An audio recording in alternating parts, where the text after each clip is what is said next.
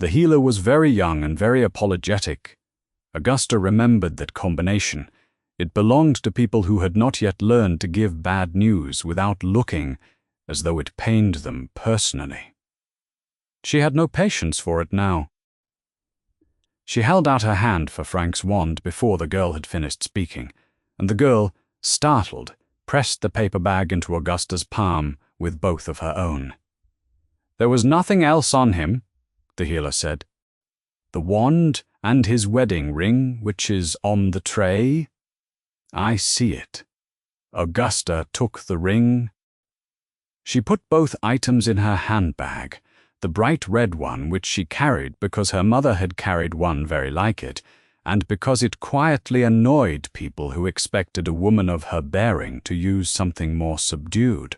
She closed the clasp. "Thank you." The healer left. Augusta stood for a moment in the corridor of the Janus Thicky ward, listening to the particular quality of its silence. Quiet wards were not peaceful.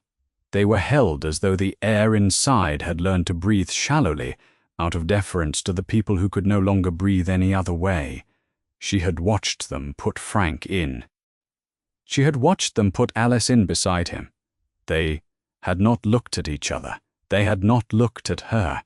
Frank had sat down on the edge of his bed with the patience of a man who had arrived somewhere expected, and then he had looked at the wall, and that was the end of that. She found the stairwell.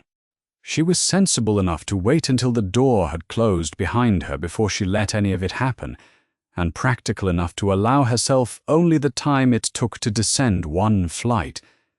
It was not crying, precisely. It was something older and less dignified than crying, a sound she associated with news delivered on doorsteps, the kind of sound that lived in the body and had nowhere else to go. Then she straightened, settled her hat, and continued down. The Ministry of Magic was not a place Augusta Longbottom frequented by choice. The architecture offended her, all that dark marble, as though grandeur could substitute for competence. She had been there twice in the past 4 days, which was twice more than she intended, and she had the dissatisfied feeling that came from spending too much time in places designed to make ordinary people feel small. She filed the emergency guardianship papers for Neville at the third desk on the left. The witch behind it had a sympathetic face that Augusta did not encourage. The paperwork was straightforward. Frank was her son, Frank was incapacitated, and Augusta was the logical recipient of his heir. She had expected bureaucracy. She encountered instead a small efficiency that almost surprised her. The papers were stamped and witnessed in 30 minutes. She was waiting for her copies when she heard the witches. 2 of them, sitting near the fountain with their files and their tea, speaking with the particular volume of people who assume that impressive surroundings have already absorbed everyone else. One had long earrings that shifted when she moved. The other wore a yellow cloak that Augusta found inadvisable for a government building. "Placed him with muggles," said the one with the earrings. "The mother's sister's family in Surrey." Can you imagine? The boy who lived in some little suburb nobody's ever heard of. "It's sweet," said the yellow cloak. "A normal childhood away from all of this. After everything the poor child has been through, it's not sweet," Augusta said. She had not intended to speak aloud. The witches turned. She met their collective stare with the expression she reserved for opinions that did not merit full engagement. "Forgive me," she said, because she was not actually the kind of person who interrupted strangers, only the kind who could not reliably stop herself when running on 4 days of too little sleep and a stairwell. "Pay no mind." She collected her papers. The Longbottom name was not something Augusta had ever needed to wield as a weapon, but she wielded it now in her own thinking, on the apparition point outside, in the 30 seconds between one place and another when all she had was her own head. James Potter had been an Auror. He had worked with Frank. He had, like Frank, defied Voldemort 3 times, placed himself between the dark and the people behind him, and he had died for it at 21. The same age, Frank had been on his first field assignment. Augusta privately considered 21 the most dangerous age a person could be, old enough to be brave, too young to have properly counted the cost. The Potter's son was in a house in Surrey. The Order was gone. Dismantled because the war was over, because Voldemort had been defeated, because there was nothing left to hold the network together when the center had collapsed. She knew what that meant in practice. There was no one left to advocate for the boy. There was Dumbledore, but Dumbledore had made his choice, and nobody would contradict him, because Dumbledore's choices were treated as inevitabilities rather than decisions. Augusta found that she disagreed. She went to Hogwarts. She had met Minerva McGonagall in another life, or what felt like one. The Order's early years, when everyone had been young and frightened and performing otherwise, McGonagall was not someone Augusta would call a friend. She would call her a colleague, which was a rarer and more durable designation. She found her in a corridor on the 3rd floor and fell into step beside her without preamble. "You were at Privet Drive," Augusta said. McGonagall's pace did not change. "Augusta, I heard about Frank and Alice. You protested the placement a beat. I raised concerns, and Dumbledore proceeded. Albus had his reasons. He always does." Augusta stopped walking, and McGonagall, after 3 steps, stopped with her. "I am not here to ask you to oppose him. I'm not asking for help. I am telling you that I intend to claim the boy, and I want a witness who understands what I mean by claim. Not a signature from someone who lost the thread of the argument." She looked at McGonagall steadily. "You followed the argument at Privet Drive. I need you to follow it once more." McGonagall was quiet. She looked, Augusta thought, like a woman being asked to do something she had already wanted to do, and was trying to decide whether gratitude or caution was the more appropriate response. "There are protections," McGonagall said at last. "Specific ones. Blood magic tied to Lily's sacrifice and to Petunia Dursley's acceptance of the boy. I know. Albus will tell you that no one else can replicate them. I know that too." Augusta opened her handbag and checked the papers, a pointless gesture she made anyway. "I'm not asking him not to say it. I'm asking you to be in the room when he does."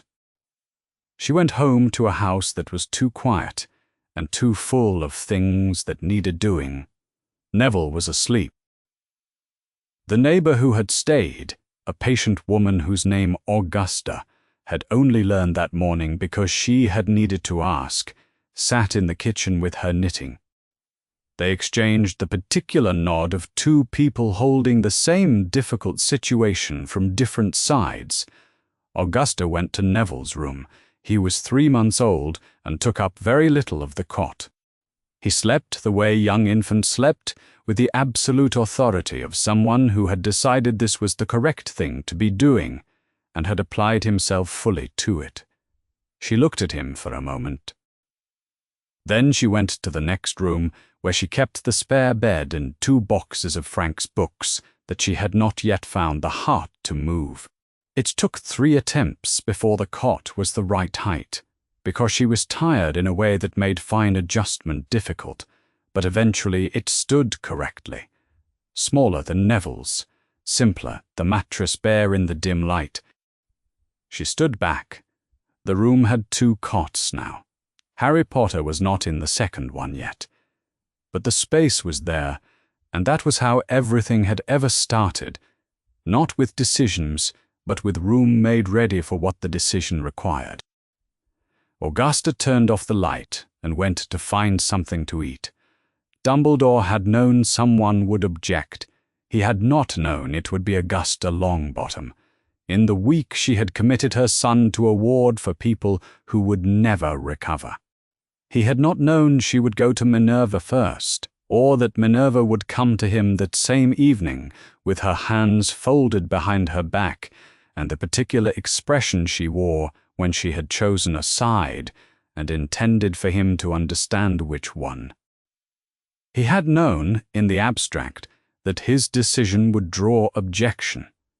He had not anticipated the specific weight of it, grief weaponized into a petition the day after the Janus Thicky ward. He respected it more than he was comfortable admitting. His office in the hours before Augusta arrived was a busy kind of quiet, the instruments turned on their spindles. Fawkes slept on his perch with the indifferent serenity of a creature that had survived many things and knew this would also pass. Dumbledore sat at his desk and read the same line of Minerva's note 3 times. He had already decided what he would say to Augusta. Whether what he would say was the full truth was a separate question. Augusta arrived at 11 in the morning. She was exactly as he remembered from order meetings. Tall, thin, dressed with the severity of someone who had never been interested in making the world comfortable. The vulture on her hat regarding him with an expression he found almost sympathetic. She sat down across from his desk without being invited and placed her red handbag on her knees like a gavel. McGonagall closed the office door and stood beside it. "You already know why I'm here," Augusta said. "I believe I do. And I would ask you to understand, Mrs. Longbottom, that the decision regarding Harry was not made lightly or without." "The bond of blood," Augusta said. "Minerva explained it." Dumbledore looked at her over his half-moon spectacles. Augusta looked back at him with the expression of a woman who had run out of patience for preambles. "Then you understand," he said, "that the protection I placed on the Dursley household is specific to Lily Potter's blood and to its acceptance by a living blood relative. Petunia Dursley is the only person who shares that blood. When she accepts Harry into her home means it, even grudgingly.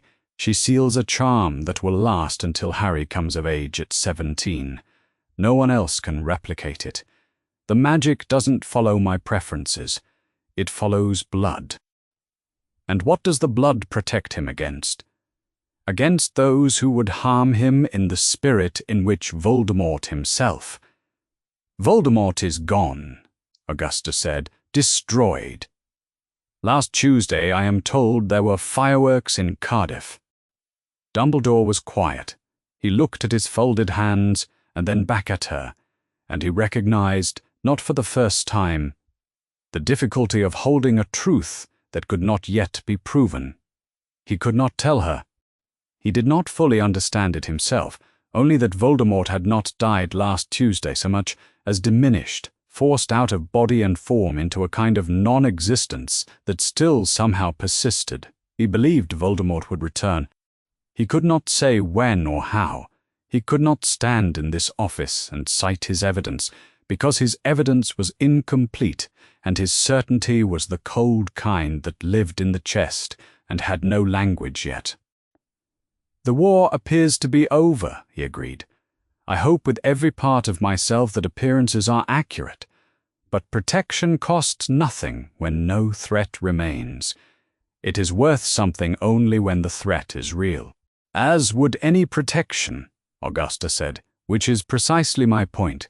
You are placing him with muggles who cannot teach him what he is, who cannot protect him if something goes wrong in the manner you appear to be hedging against. You are giving him safety from a threat you apparently believe is not finished in exchange for isolation from everything that could prepare him for it." She opened her handbag, adjusted nothing, and closed it. "I am offering the alternative." The silence between them was honest, if not comfortable. "You cannot give him what Petunia can," Dumbledore said. "The bond of blood will not transfer to you. Whatever I place on your home will be real. I do not mean to imply otherwise, but it will not be the same. It will be wards and concealment and monitoring spells. Not a love charm sealed in blood and memory. The difference matters. I know it matters. I am not pretending it doesn't. I'm asking you to decide whether the difference outweighs everything else on the other side of the scale. From her place beside the door, McGonagall had not moved. She was not looking at Augusta or at him. She was looking at a fixed point in the middle distance that allowed her to hear everything and commit to nothing. She had protested the Dursley placement 2 nights ago, had said the worst sort of muggles, and Dumbledore had overridden her with arguments about blood magic and sacrificial love, and the particular debt that protection freely given could create. She had accepted his reasoning. She had not apparently stopped thinking about it. He could see that now, in the quality of her stillness, he made a decision that he was not certain was a good one, and he made it with his eyes open to that uncertainty. I will not force Harry Potter to remain at Privet Drive, Dumbledore said. I will not contest your claim. I will put on the Longbottom home what I can put on it, and it will be considerable.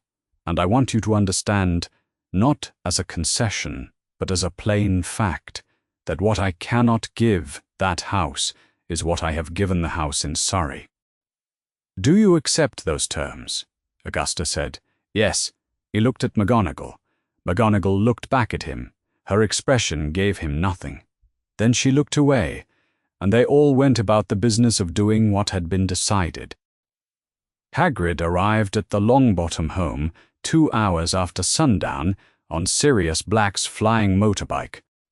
He landed in the lane behind the property with the care of a very large man carrying something very small, and he knocked at the door with one knuckle rather than his usual fist, because the bundle in his arms was asleep.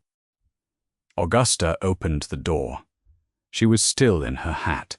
He held out the bundle without saying anything, because it seemed to him that nothing he could say would be more useful than simply doing the thing. And she took it with both arms the way someone takes something they have decided to be responsible for. Harry's eyes did not open. He was small and dark-haired and had a mark across his forehead that hadn't been there before. Raw-looking in the lamplight from the doorway, Augusta looked at it for a moment. "Thank you, Rubeus." Hagrid nodded. He had things he might have said about Lily, about James, about the way the knight in Godric's Hollow had sat in his chest all day without language, and he didn't say any of them. He put his hat back on and went. Augusta carried Harry inside and put him in the second cot beside Neville. The 2 infants breathed in the dark, one with the deep rhythm of someone who didn't yet know what the world was, and one smaller, quieter, with a mark on his forehead that had no right being there at his age, both of them unconscious and unaware, because neither of them knew anything yet. Augusta stood there a moment longer than she needed to. Then she turned off the light and left the door ajar. In his office at Hogwarts, Dumbledore stood at the window with his hands behind his back and looked at the grounds. Frost was beginning to settle on the black water of the lake. Fawkes had woken and was regarding him with the patience of a creature that understood better than to offer comfort before it was wanted. He had given up the blood protection today, knowingly, for reasons that had seemed sound while Augusta was making them, and that felt sound still, and that he was uncertain about in the place behind his certainty, where he kept the things he could not prove. He thought about what he had said. Protection costs nothing when no threat remains. He thought about what he had not said, that the threat had not been removed. Only made quiet, somewhere beyond reach, in a form he could not yet name. Waiting, he thought about a lightning bolt scar on a forehead too small for it. Then he turned away from the window, because there was still work to do, and he had never found lasting use in standing at windows, longer than the thinking required. The first thing Augusta learned about two infants was that they did not synchronize. She had vaguely assumed, in the theoretical way she had assumed most things about infant care, having raised Frank a long time ago and not retained the precise mechanics, that they would settle into some shared rhythm, some common schedule of sleeping and waking. She had been wrong about this. Harry woke at 2 in the morning and could not be settled until 4. Neville woke at 4:30 and was hungry, and then Harry, hearing Neville, woke again, and the resulting hour was the kind of hour that could not be described to anyone who had not lived it. She did not ask for help. She would not have known who to ask. The Order of the Phoenix had been the answer to that question, the network of people who knew what you were dealing with because they were dealing with it alongside you. She had submitted herself to it for the years it had been necessary, and she had never been easy about the submission, because Augusta was not an easy person, and she had done it anyway. Now it was gone, dismantled the moment the threat it had existed to meet was declared resolved, and all the people who had filled those roles in her life, Frank, Alice, the others she had trusted in particular ways for particular tasks, had been dispersed or taken, or were sitting in a hospital ward unable to look at her. She heated the bottles herself. She changed them herself. She moved through the house at 3 in the morning in her dressing gown, holding one or the other, and walking the narrow strip of floor between the kitchen and the sitting room, because motion helped, and she had discovered this on the second night and had stopped questioning it by the third. The two of them were not the same, even then. Neville was rounder and louder when he decided to be loud, his complaints carrying the indignation of a person with a genuine grievance. Harry was smaller and more easily distracted, inclined toward silences that lasted just long enough for Augusta to wonder what they meant before he would abruptly make his displeasure known in a different way. She was learning them the way she had learned other things that required precision, carefully, without sentimentality, with the understanding that getting it wrong had costs. When Remus Lupin appeared on her doorstep in the second week of November, she almost did not open the door. She had heard the knock, 2 knocks, uncertain at a time of evening when she had only just got both infants down and had the brief, fierce intention of eating something hot before any of it began again. She stood in her hallway for a moment and looked at the door.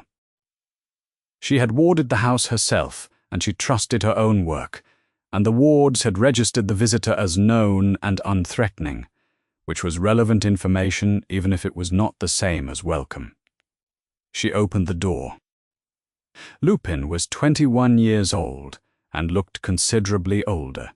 He had always been lean, but the leanness had sharpened, in the weeks since the war ended, into something that was less a body type and more a condition, the prematurely graying hair, the amber eyes with the dull quality of someone who had not slept properly. He had been good in the Order.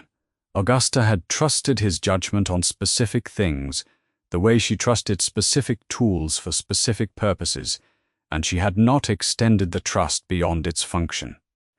He had been Frank's colleague, and that was the shape of their acquaintance. He did not ask to come in. He stood on the step and looked at her as though he had rehearsed something and then forgotten it on the way over.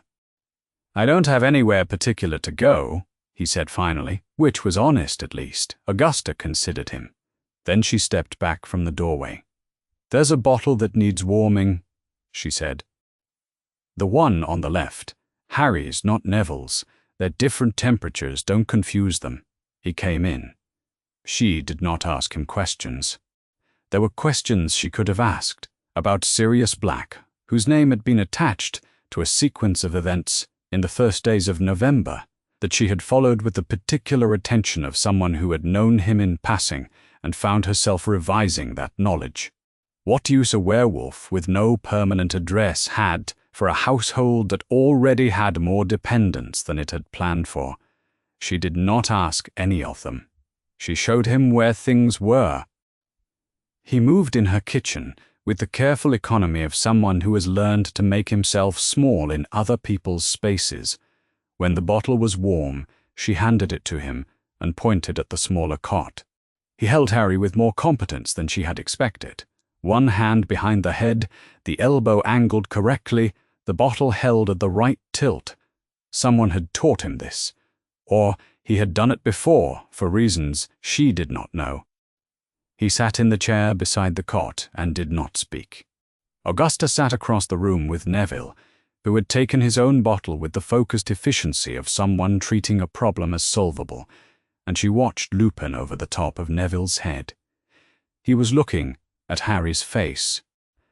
At the scar, specifically, the lightning bolt mark on the forehead, still pink at the edges, more defined now than it had been when Hagrid delivered him.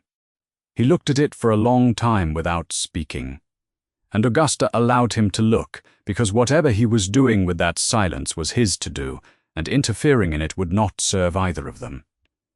Neville fell asleep first. Then, some time later, Harry did. Augusta moved them both back to their cots. Lupin helped without being asked, and without bumping the furniture, which was the primary criterion she had developed for whether someone's presence in the room was useful or not. She adjusted both blankets. She stood back. The lamplight was low. Harry's scar was visible from where she stood. Neville's breathing was even and authoritative. She looked at both of them for a moment. These two boys, born one day apart, who had been placed in the same war before they had any say in the matter. And she thought about what she knew. She knew that both families had stood against Voldemort 3 times. She knew that both boys had been caught in whatever the last years of the war had produced, that Voldemort had looked at the two of them and chosen Harry. And she knew what that choice had cost. She did not know the exact words of any prophecy. That knowledge had stayed with Dumbledore, and she had not asked, because she had been in enough rooms where people with important information decided who was entitled to have it, and had long since stopped expecting to be on the correct side of that door. She knew enough. She would not say any of it to them until they were old enough to carry it without it breaking something. Lupin left quietly an hour later with the understanding, established without being stated, that he would come back. Augusta went to her room. She stood at the mirror over the dressing table and regarded herself.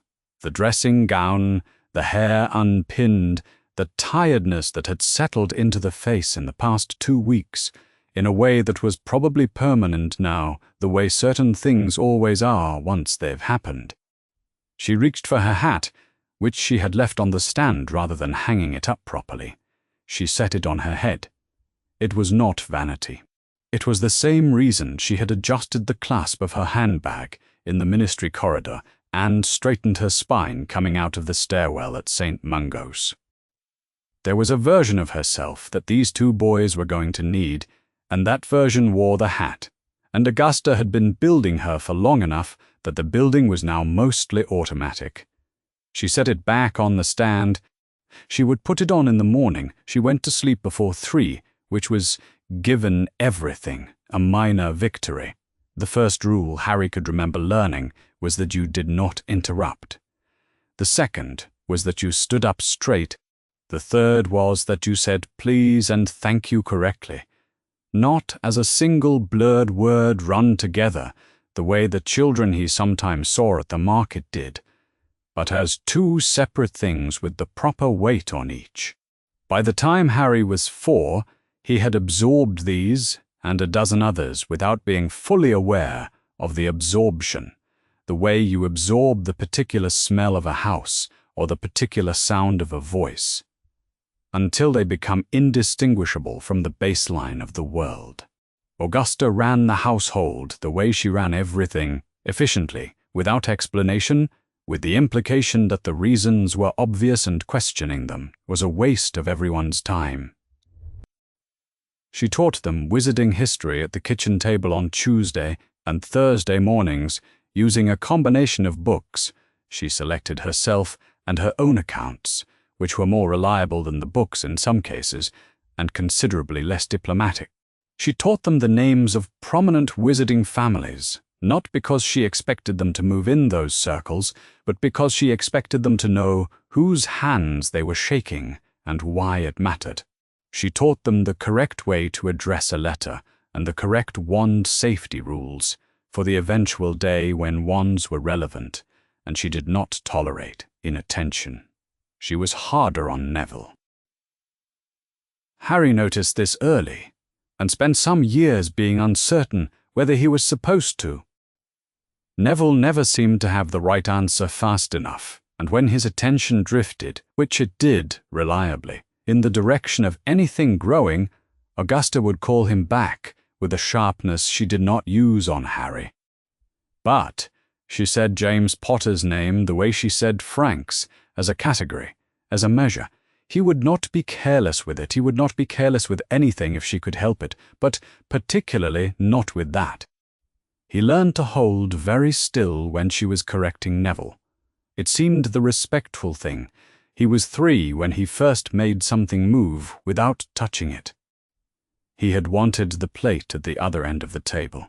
There were biscuits on it that Augusta had produced, and then positioned beyond what Harry considered a reasonable reach, and the wanting had been specific and irritable. He had looked at it. Then he had looked up at Augusta, who was watching him from the doorway with an expression that was not surprised. She came to the table. She noted something in the ledger she kept on the sideboard. She put the biscuits away. "Not yet," she said, which was not a no. It was a when. Neville's happened 4 days later, quieter, a small ceramic pot on the windowsill that trembled and rotated very slowly, while Neville was thinking about something else entirely, and stopped when he noticed it was happening. Augusta noted that one too. She did not compare them aloud, but Harry suspected she compared them privately, and that the private comparison was more precise than anything she would have said. Lupin came when he came, which was never predictable. He did not use the flu.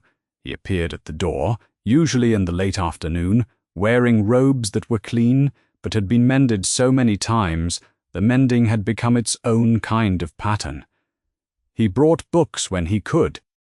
He had a gift for finding second-hand copies that were held together with the particular structural integrity of things that had been loved into near collapse, and he chose them with care that was obvious if you knew to look for it. He read to them without performing it, which Harry appreciated without having the word for appreciation yet. He simply sat in the chair nearest the window and read in a voice that was even and unhurried, and if either of them asked a question, he stopped and answered it and then went back. He did not make the stories exciting.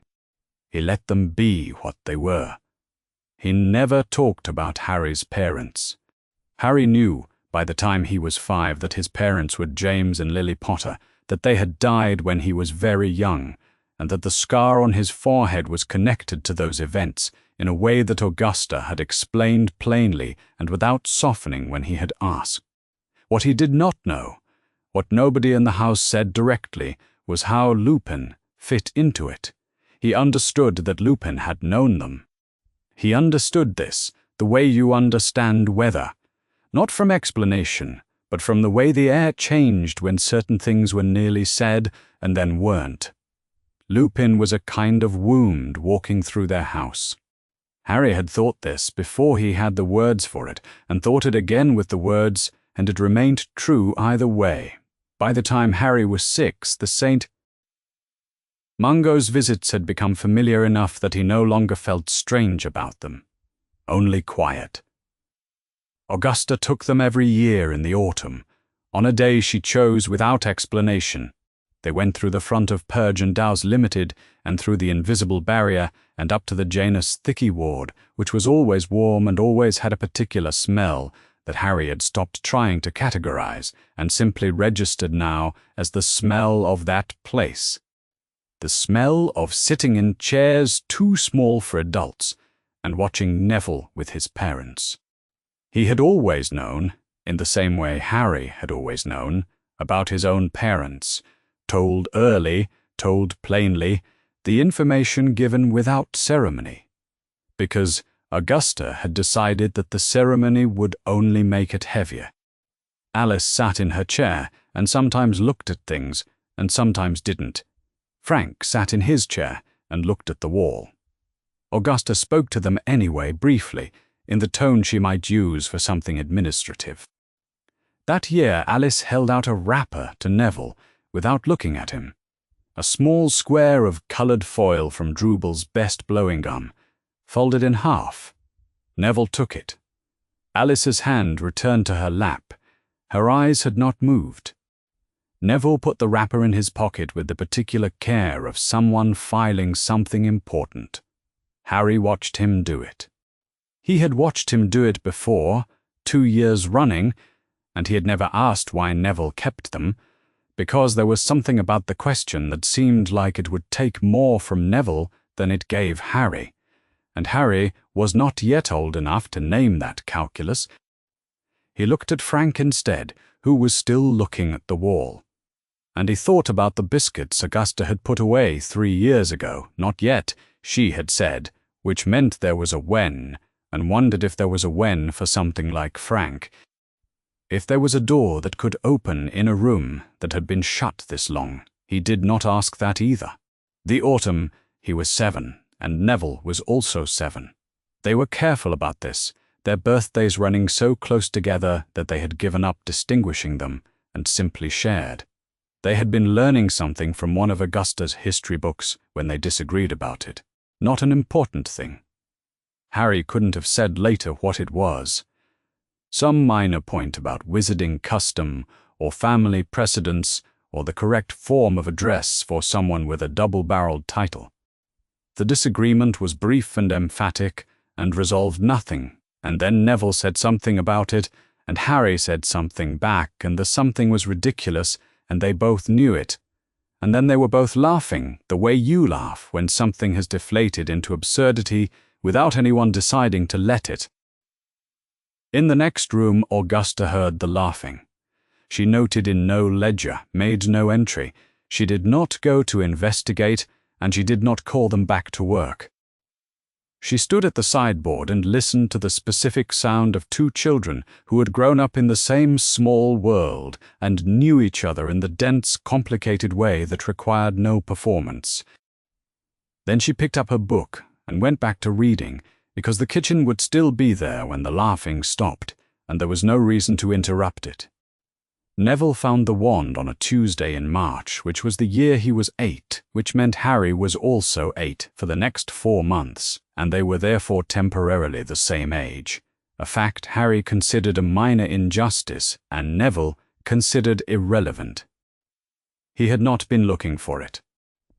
He had been looking for the spare ink that Augusta kept in her writing desk, because he had run out during his history notes, and she had said he could fetch it himself, which was the kind of errand that felt like trust and probably was. He had found the ink in the 2nd drawer, and he had found the wand in the 3rd. It was in a cloth sleeve, dark with age, tied with a ribbon that had probably been green once, and was now something that was mostly suggestion. He unwrapped it because he was 8 years old, and it was a wand, and there was no version of him that would not have. It was longer than he expected, longer than the practice lengths Augusta had shown them in preparation for their eventual wands, and heavier, with a heaviness that was not just weight, but something else, something in the grain of the wood that he could not have named. He held it. He felt nothing from it except the physical fact of it in his hand. He was still holding it when Augusta walked in. She stopped in the doorway. She looked at the wand. She looked at him. Then she came into the room and sat down in the chair across the desk and put her hands in her lap, and was quiet for a moment that Neville could not read. "That was your father's," she said. He knew. He had known it before she said it, the same way he knew the smell of the house and the particular sound of rain on the kitchen window. not from being told, but from having been in proximity to the knowledge for as long as he could remember. "I found it in the drawer," he said, which was obvious. She had seen him find it. He said it anyway because he needed to say something. Augusta looked at him steadily. Then she said, "Your father and your mother were auras. Do you know what that means in specific terms?" "Dark wizard catchers," he said. "You've said they were the best of their generation at it," Augusta said. Frank had a reputation, even at 22, that men who had been doing the work for 20 years acknowledged. Your mother was extraordinary in a different way, quicker, more intuitive. They worked together. They were trusted with things that other auras were not. She paused. They fought in the war. They stood against Voldemort 3 times alongside the Potters and other members of the Order of the Phoenix, and they survived it. They were still alive at the end of October 1981, when the war appeared to be over. She folded her hands. 4 people took them after that, she said. Bellatrix Lestrange, her husband Rodolphus, his brother Rabistan, and a young man named Bartemius Crouch, Jr. They held your parents down, and they used the Cruciatus curse on them for long enough and repeatedly enough that it broke their minds. That is the word for what happened. Broke. Not hurt? Not damaged? Broke. The 4 people who did it were arrested and tried, and they are in Azkaban, and your parents are in St. Mungo's because there is nothing that reverses what was done to them, and that is the whole truth of it. Neville held his father's wand. He had known, in the abstract way he had known his parents' names and faces and the shapes of the chairs they sat in at the hospital, that something had been done to them. He had not known the specific shape of the something. Augusta had given him pieces before, carefully distributed, but not the whole shape at once, not the word broke, not all 4 names in a single sentence like a closed door. He sat very still, which was what he did when he did not yet know what to do with a thing. "Are you angry?" he asked. "Yes," Augusta said. He thought about it. "Are you angry at them? The 4 people, among other things?" He looked at the wand. "I don't know if I'm angry," he said. "I don't know if I know how to be angry about something that happened before I knew it was happening. It's just there." He turned the wand over in his hands. "It lives in the same place as angry. But I don't know if it's the same thing." Augusta looked at him for a moment, then she stood and straightened her robes and said, "Keep the wand for now. Don't wave it about." She left him with it. In the corridor, Harry had stopped moving approximately 45 seconds into beat 2, which meant he had heard all of it from the part where Augusta said, "Your father and your mother were auras through," to the word broke and the 4 names and the closed door.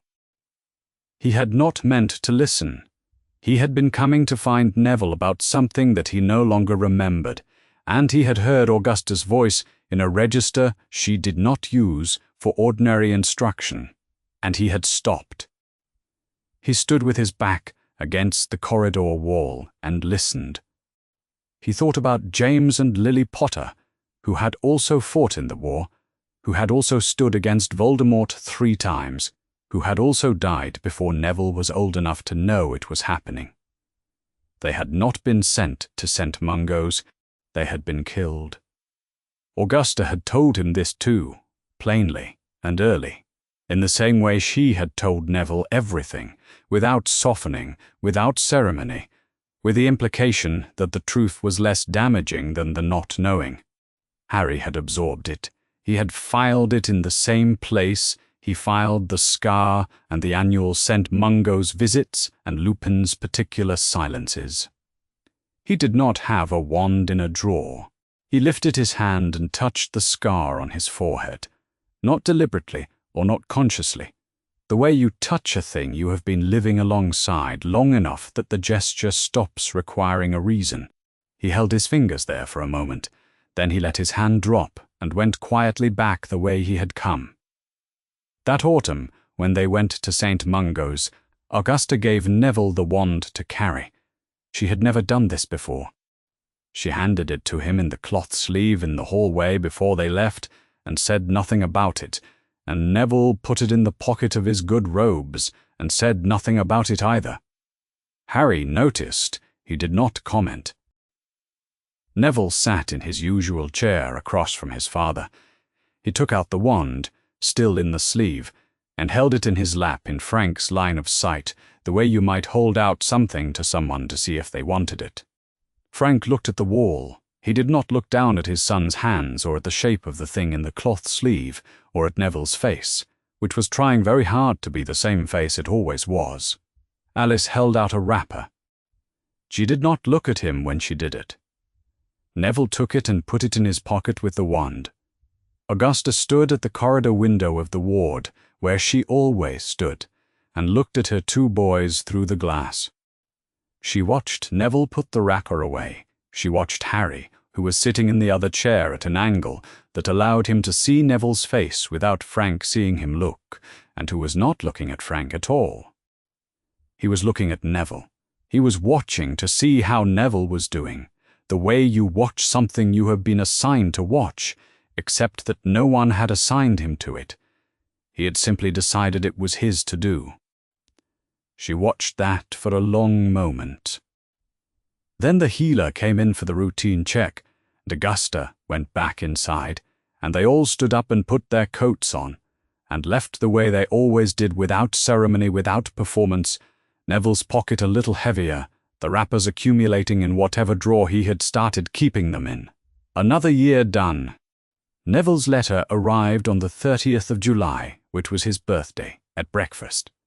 Harry watched him open it. Neville was careful about it, the way he was careful about most things he considered important, which meant he used both hands, and did not tear the envelope, and then he read it twice before he said anything. Augusta, at the head of the table, set down her teacup and watched Neville read. Her expression did not change, but she had put down her teacup on the first read, which was not something she did. "It's from Hogwarts," Neville said, which was obvious because the seal was on the back of the envelope, and they both knew what the seal looked like. Had known for years. He said it anyway because the occasion seemed to require it. "Yes," Augusta said. "So it is." Harry's letter arrived the next morning, addressed in emerald ink to Mr. H. Potter, the Longbottom residence. Not a Muggle suburb, not a house he had never lived in, but here, this house, which was the only one his name had ever belonged to. He read it at the table, and then looked up, and Augusta was already looking at him. "Hogwarts? School of Witchcraft and Wizardry," Harry said. "Yes," Augusta said. "So it is." She stood and went to the sideboard and opened the second drawer, which Harry did not know she kept locked, and produced a list. It was handwritten on good paper in her precise script, and it had several items already crossed off with a single line, the way she crossed things off when they were handled and did not require acknowledgement. "I've been preparing," she said, which was the closest Augusta came to "I expected this, and made ready for it months ago."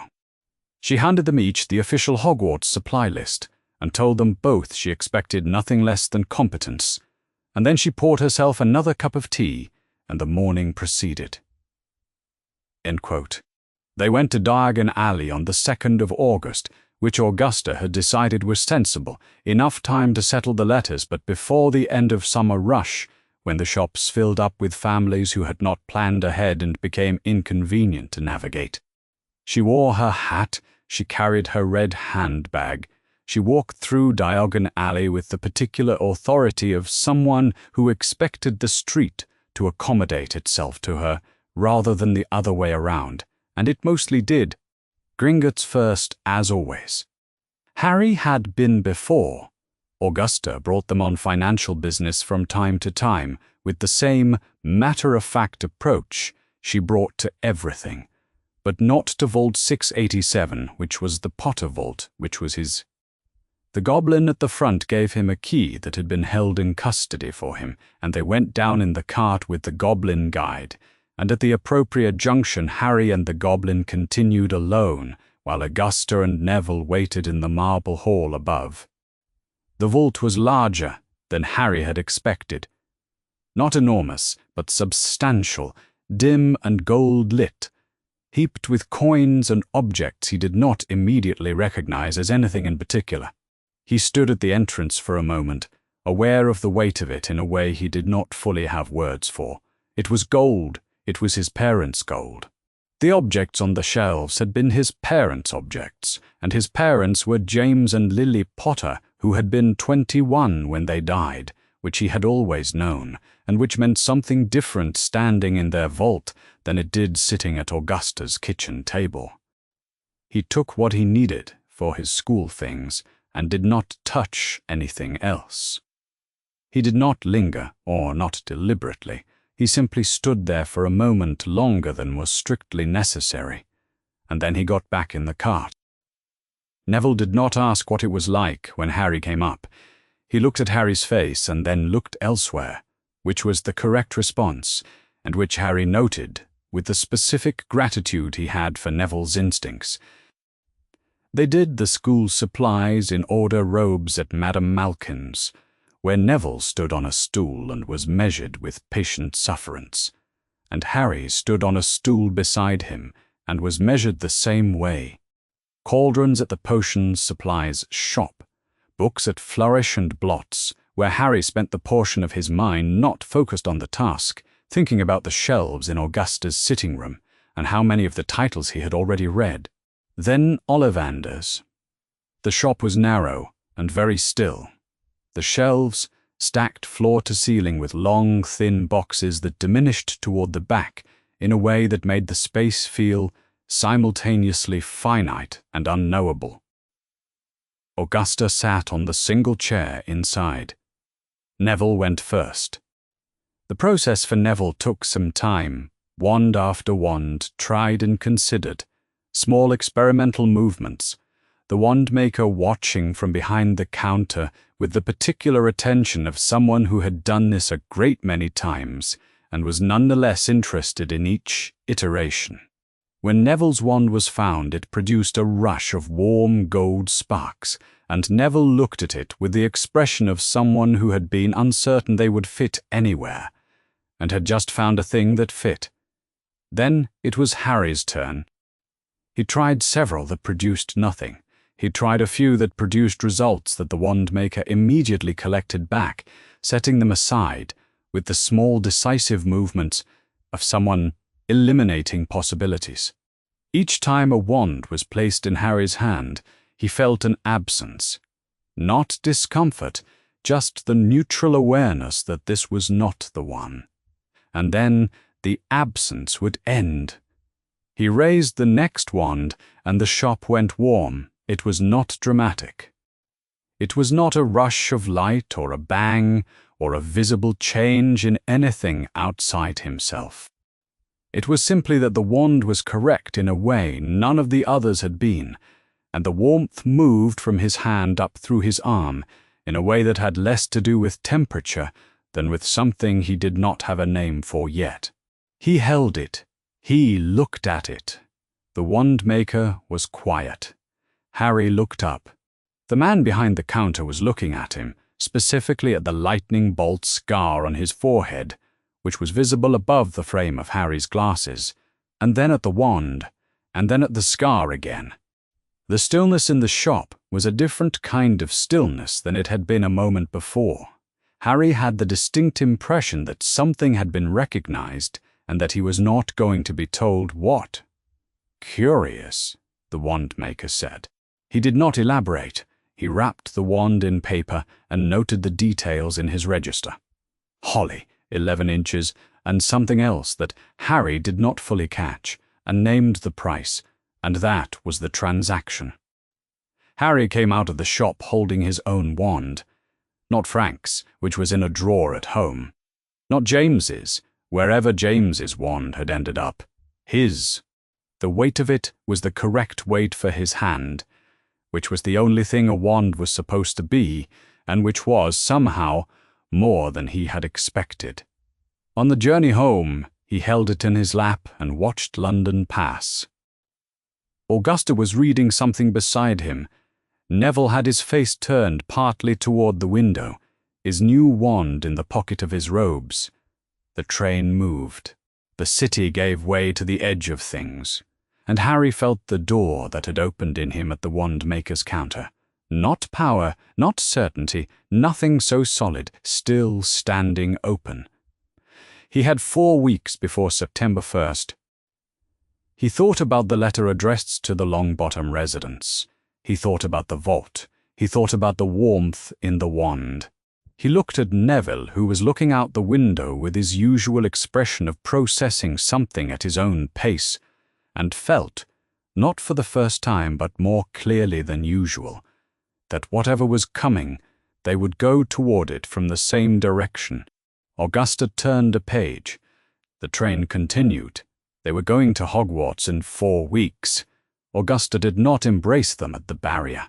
Harry had not expected her to. She was not a person who performed things in public that she had not already made clear in private, and she had made everything that mattered clear in 10 years of kitchens and correction and the particular way she handed you something she trusted you with.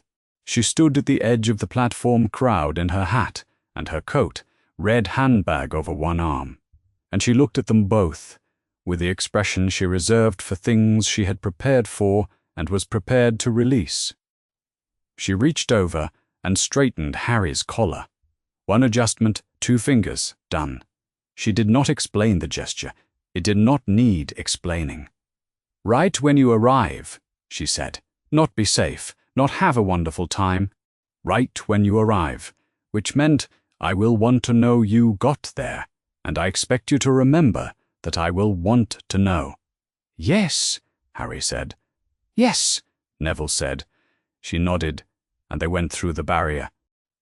The Hogwarts Express was red and enormous and loud with the specific noise of a few hundred children who had spent a summer accumulating things to say to each other. Harry and Neville found a compartment near the middle of the train that was empty, except for a toad wedged between the seat and the window, which Neville collected immediately and introduced as Trevor, in a tone that suggested this was not their first reunion of this nature. They had not been sitting long when the door opened and a boy looked in.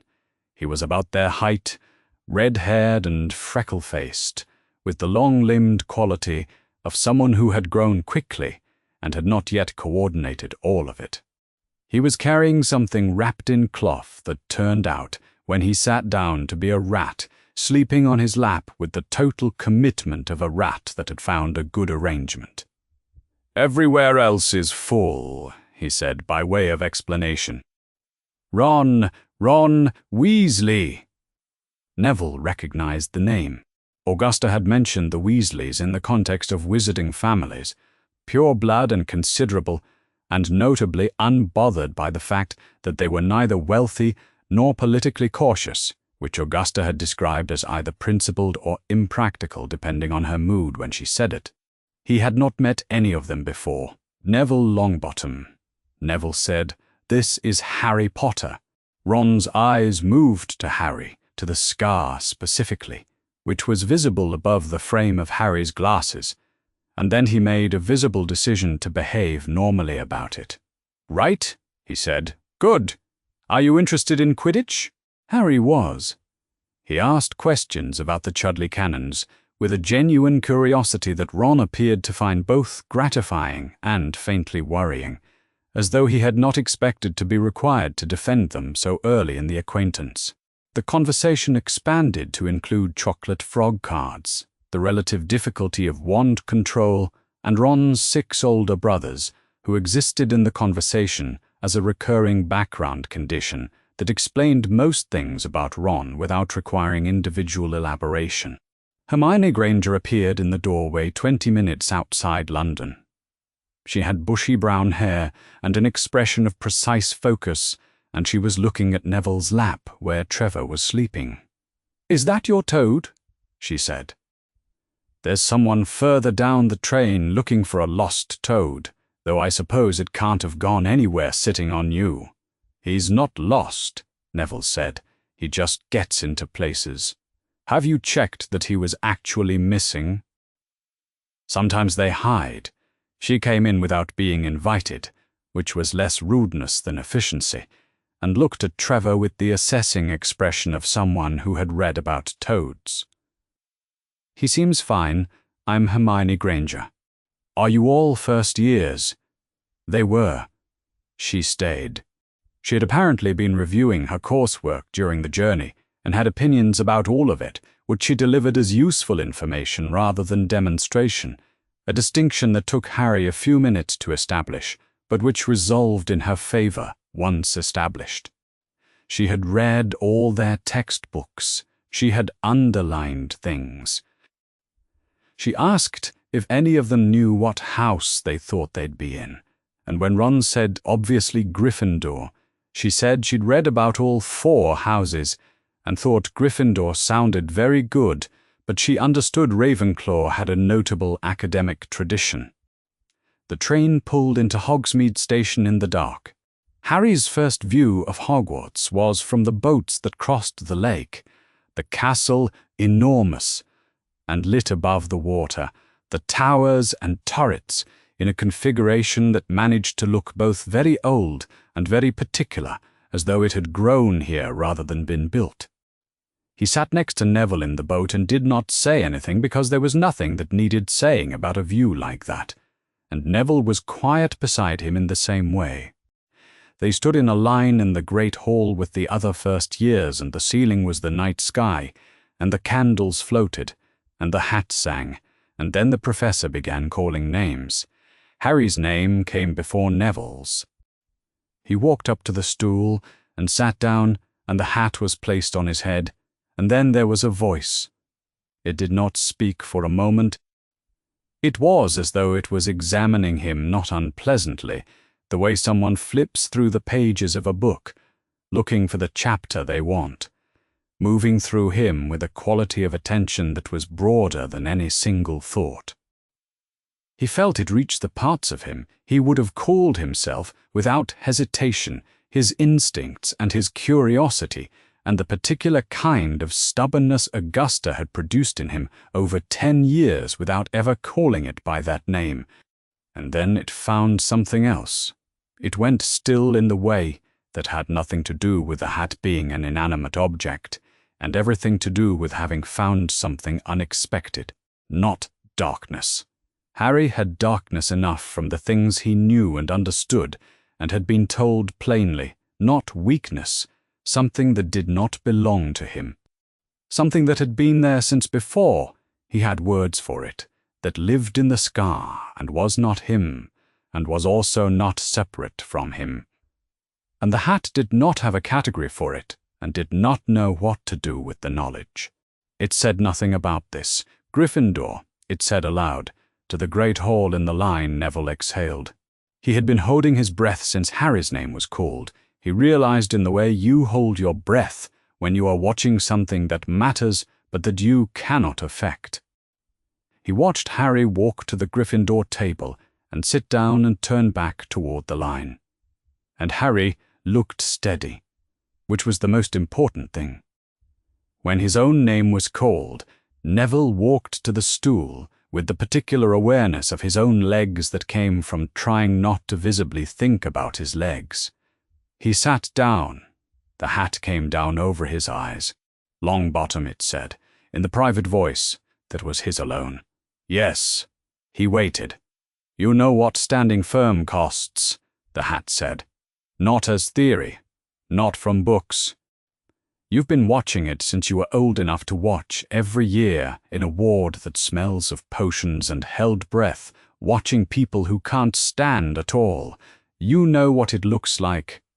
You know how much it costs, and you keep showing up anyway. It paused. That's not nothing, boy. That's rather a lot, Gryffindor, Neville said, inside his own head, because he had thought he would have to argue for it. "Gryffindor," it said, without hesitation, and the hat was lifted. He walked to the table and sat down next to Harry, who made room for him without looking up, because, of course, he made room. They sat next to each other the way they had sat next to each other at Augusta's kitchen table for 10 years, without discussion, without fanfare, as though the arrangement had already been determined, and the only task was to arrive. At the staff table, Severus Snape watched the last of the Gryffindor first years settle. He had been watching since Potter's name was called, had watched the boy sit under the hat with the patience of someone not performing patience, but actually possessed of it, had watched him walk to the table and sit down with a particular quality of ease. It was something else, something that came from being told where you were going for a long time, and knowing the people beside you. He watched the Longbottom boy sit down next to Potter. He watched the way neither of them needed to say anything about it. They sat like people who knew where they belonged. Snape had prepared himself for James Potter in miniature. The entitlement, the obliviousness, the reflexive confidence of someone who had never been required to earn a room. He found, looking at the Gryffindor table in the candlelight, that what he had prepared for was not what he had found. He looked at Potter's eyes, Lily's eyes. He looked away. He picked up his goblet and waited for the feast to begin. Snape had prepared for James Potter's son the way he prepared for most things he expected to find disagreeable, thoroughly, privately, and with the specific intention of not being surprised by it. He had prepared for arrogance, for the careless ease of a boy who had been told he was famous and had decided this was simply the correct state of affairs. He had prepared for the grinning, the slouch, the reflexive performance of charm that he had watched James deploy in every corridor and classroom for 7 years, as though competence were less interesting than the appearance of not needing it.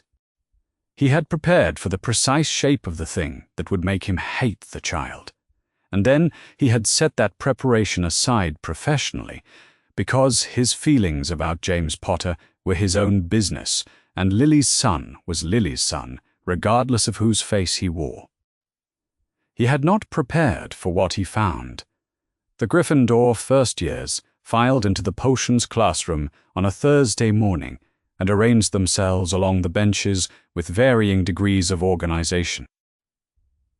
Snape stood at the front and watched them settle and located Potter by the scar before he located him by anything else, which was mildly irritating because it meant Voldemort had defined the boy before Snape could see him plain. What he saw, when he looked properly, black hair messy in a way that was James's and wasn't, glasses, the specific attentiveness of someone who has been taught that inattention has consequences. The boy was sitting with his hands flat on the bench in front of him. Not fidgeting, not performing the studied non-attention of someone who thought they were above a lesson, and not the anxious rigidity of someone frightened of the teacher. Something else, something that had been trained into him. Snape recognized training. He had been trained himself into the particular stillness of someone who had learned that being readable was expensive. He did not let any of this register on his face. He began the lesson. "Potter," he said approximately 10 minutes in, using the name the way he used most things, precisely, without warmth to create a specific effect. What would I get if I added "howdered root of asphodel" to an infusion of wormwood? The class produced the usual rustle of people who did not know and were grateful not to have been asked. Potter looked at him directly. "Drat of living death," Potter said, "one of the most powerful sleeping potions known." Snape had not expected that. He did not permit himself to show it. "Where would you look if I asked you to find me a bezoar? The stomach of a goat. It's a stone that acts as an antidote to most poisons." The class was silent, in the particular way that silence had when something unexpected had happened and everyone was deciding how to respond to it. Snape watched Potter's hands on the bench, still flat, still precise, the posture of someone who had not been encouraged to perform correctness because they had been required to simply possess it. "What is the difference," Snape said, "between monkshood and wolfsbane?" "There isn't one," Potter said. "They're the same plant, also called aconite." Snape set his eyes on him for one moment longer than was necessary, establishing nothing, confirming nothing. Then he turned to the class and said, "Well, why isn't the rest of you writing this down?" He did not compliment Potter. He did not need to. The exercise had proceeded as it was supposed to proceed. It had simply produced a different result than he had intended, and he filed that result and moved on. After the lesson, when the class had filtered out into the corridor with the particular relief of people who had survived something, Snape stood at the front of the empty room and looked at the bench where Potter had sat. He thought about Lily. Not the way he usually thought about Lily, the grief of it, the specific texture of what had been lost and how, but differently. He thought about the way she had looked when she was concentrating on something that interested her, the same directness, the same quality of being present in the room rather than performing presence in the room. He had spent 10 years building a version of this child in his mind, James's arrogance in a smaller body, James's ease, the entitlement of a boy raised to think that the world owed him its attention. What he had found instead was a child who looked like Lily when he thought no one was watching him think. He resented the recognition precisely because he could not do anything useful with it. Dumbledore had asked to see him that evening, which was a thing Dumbledore did when he had information he wanted Snape to have, while maintaining plausible deniability about having given it. Snape went to the office at 8 and accepted the offered chair and declined the offered suite and waited. "Harry has no bond of blood protection," Dumbledore said. He said it the way he said most important things, gently, as though he were noting something minor which Snape had long since learned to translate as the opposite. The Longbottom home has considerable protections in place, but not the blood-anchored charm. There is no address to which he returns over the holidays that carries Lily's specific magic. "You told me this 10 years ago," Snape said. "I'm telling you again now," Dumbledore said, "because the specific concern has become proximate rather than theoretical." He set down his goblet. Behind him, the instruments turned slowly on their spindles. Quirinus Quirrell has been behaving strangely since he returned from his sabbatical abroad. Snape was quiet for a moment. Strangely. The stutter is new. The turban is new. He won't have it removed. He avoids Peeves, which is rational enough, but he avoids mirrors as well, which is somewhat more interesting. Dumbledore's expression was mild. "I want you to watch him, and I want you to watch Harry. The absence of the blood protection is not a crisis. It was a calculated loss, and I have not forgotten that I was the one who allowed it. But it is a vulnerability that becomes meaningful if someone with sufficient motivation becomes aware of it." Snape looked at him. "And if Quirrell has that motivation, then I would prefer you were already watching," Dumbledore said, "rather than beginning when it becomes obvious." The corridor on the 3rd floor was not precisely forbidden. It was the adjacent corridor that was, the one with the locked door at the end, the one Dumbledore had mentioned at the opening feast, with the sort of specificity that made everyone assume it was exactly the sort of place they should go. Harry and Neville had passed it twice before they stopped to actually pay attention to it. It was Neville who stopped first. He stood at the door with his head tilted slightly and his expression attentive, the way he looked when he was identifying something. "Something's breathing," he said. Harry listened. He could hear it. Something large, something that breathed with a depth that suggested the chest, producing the breath, was not a chest built to any ordinary scale. They stood there for a moment. "Right," Harry said. Neville nodded. They did not open the door. They were not reckless children. Augusta's household had not produced reckless children. It had produced children who understood the difference between knowing a thing and acting on it, who had learned that the gap between those two positions was where the useful thinking happened. They noted the door. They walked back the way they had come and did not speak about it until they were in the common room, where they found a quiet corner and sat down, and Harry said, "We're going to need to think about this," and Neville said, "Yes," and they thought about it. Harry knew what day it was when he woke up on the 31st of October. He had always known what day it was. He had known it the way you know a fact that has been part of the architecture of your understanding for as long as you can remember. Not something you think about daily, but something you come back to and find unchanged, solid, load-bearing. The 31st of October, 1981, was the night his parents died. He had been 3 months old. He had no memory of it. He had only the scar, which was now 10 years old, and the particular quality that this date had on the calendar, a kind of specific gravity that pulled at him in a way he could not have justified to anyone who did not already understand it. He had no grave to visit. He had never had one. Neville was already dressed when Harry came into the corridor. He knew what day it was, too. Frank and Alice had been taken within days of this date in the same week, the same churning aftermath of the war's end. They had never talked about this alignment directly. They did not need to. They had breakfast in the great hall with the other Gryffindors, and ate without saying anything about it, which was the right way to hold a thing that had weight, not performing silence, just occupying it together, the way Augusta had taught them to occupy difficult things. The troll interrupted the Halloween feast at approximately 8 o'clock. Quirrell burst through the doors of the great hall in a state of theatrical collapse, gasping about a troll in the dungeons before crumpling theatrically, and the hall erupted in the way large spaces full of children erupt.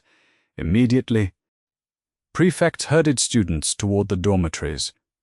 Harry and Neville stood up and moved with the crowd, and then stopped. Hermione, Neville said. She had not been at the Gryffindor table. She had not, Harry realized, been there for the last part of the feast at all. She had left early, for a reason neither of them had registered at the time, because they had been occupied with something else, and she was, therefore, somewhere in the castle, while the prefects moved everyone away from somewhere. The troll apparently was. "Bathroom," Harry said. They went the other way. The troll was already in the corridor outside the girls' bathroom on the second floor, which meant that whichever route the troll had taken and whichever route they had taken had converged, which Harry noted with the detached awareness of someone whose more urgent thoughts were entirely focused on the 12-foot-tall creature in front of them. It was carrying a club. It had a very small head relative to its body, and an expression that suggested it was not applying significant mental resources to the current situation. Hermione was backed against the wall inside the bathroom with the door open. She was not screaming. She appeared to be trying to remember something. Harry made a noise at the troll. It was not a sophisticated plan. It was a large target, and making noise at it drew its attention.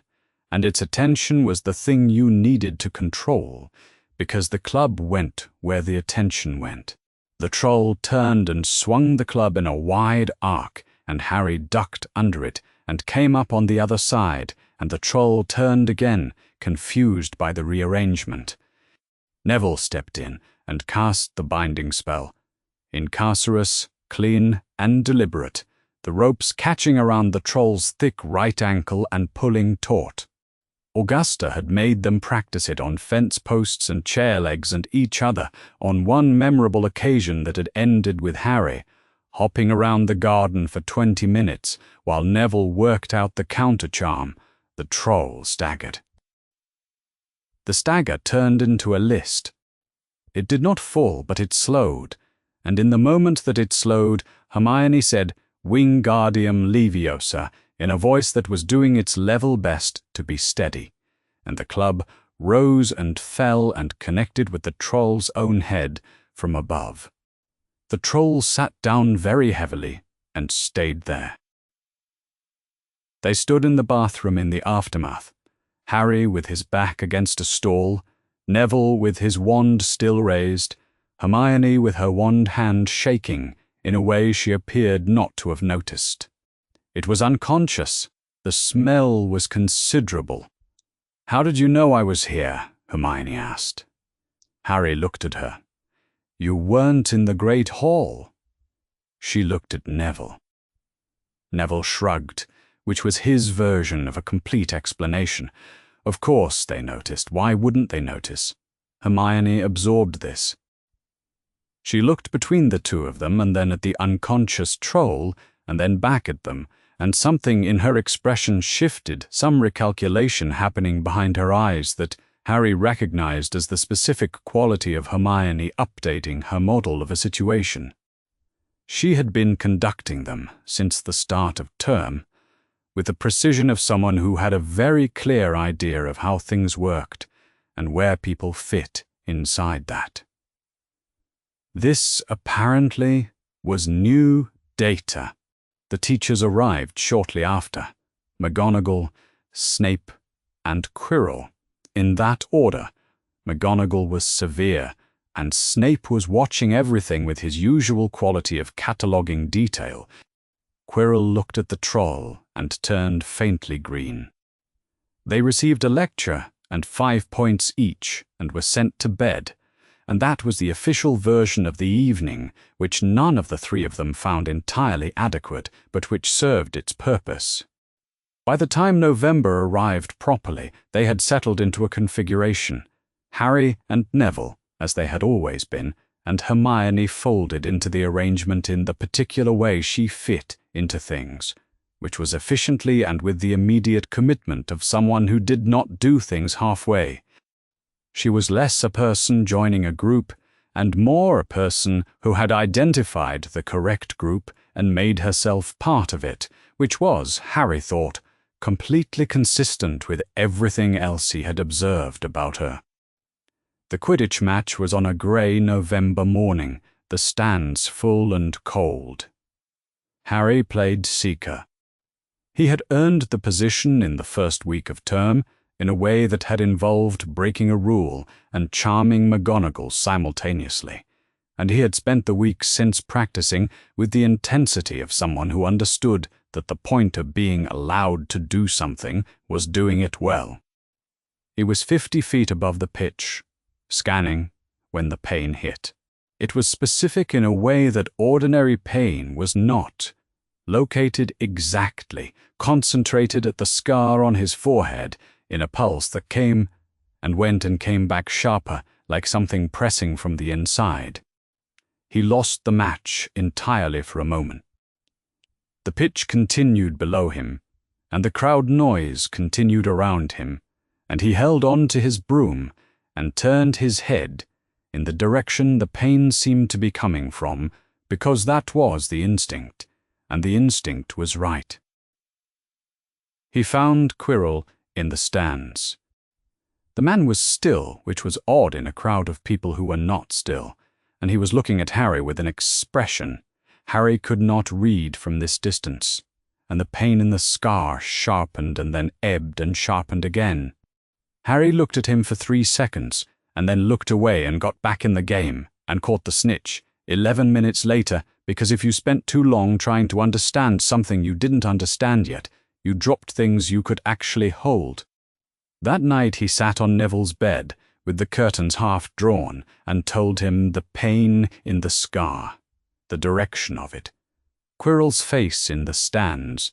Neville was quiet for a moment in the way he was quiet, when he was adding something to a longer calculation. "Right," he said. "Then we watch Quirrell." It was not a question. It was the same voice he had used in the corridor outside the third-floor door. The voice of someone who had learned from Augusta that the gap between knowing something and acting on it was where the thinking happened, and who had decided that the thinking— "Yes," Harry said. They watched. Harry knew Dumbledore was gone before anyone announced it. He had been watching Quirrell for 3 months, the pattern of it, the particular way Quirrell moved through the corridors, the quality of his attention in rooms where it had no obvious object. He had learned to read the absence of Quirrell, the way you learn to read the absence of any regular presence. Something that had been there was no longer there, and the space it left had a specific shape. On the evening of the 4th of June, that shape told Harry that Quirrell had done something rather than merely waited, and the something was connected to the third-floor corridor, and Dumbledore was not in the castle. He found Neville in the common room and said, "Tonight." Neville looked at him. "The stone, yes." Neville stood up. "Then we go." They found Hermione in the library, which was where she was when she was not somewhere with a specific reason for being there. She listened to Harry's summary with the focused attention she brought to problems she considered worth solving, and asked 2 questions. Where was Dumbledore? And did they have a plan for Fluffy? And when Harry answered both, she closed her book and stood up. Ron was in the common room cleaning chess pieces, which he did the way other people did comfort activities. He said, obviously, when Harry asked him, and put the pieces away. They went through the trapdoor at midnight. The recorder Harry had found in a corridor 2 weeks earlier, when he had been thinking through contingencies, a small wooden one, school property, the kind left in lost property boxes, turned out to be sufficient. Fluffy was at its heart a dog, and dogs responded to music the way dogs respond to certainty, by deciding that the certain thing was worth trusting. All 3 heads went down. The trapdoor was underneath one of the massive paws, and they moved it aside and went through, and the plant caught them in the dark. The devil's snare was thorough and very fast, and did not respond to panic, which was how it killed people who did not know what it was.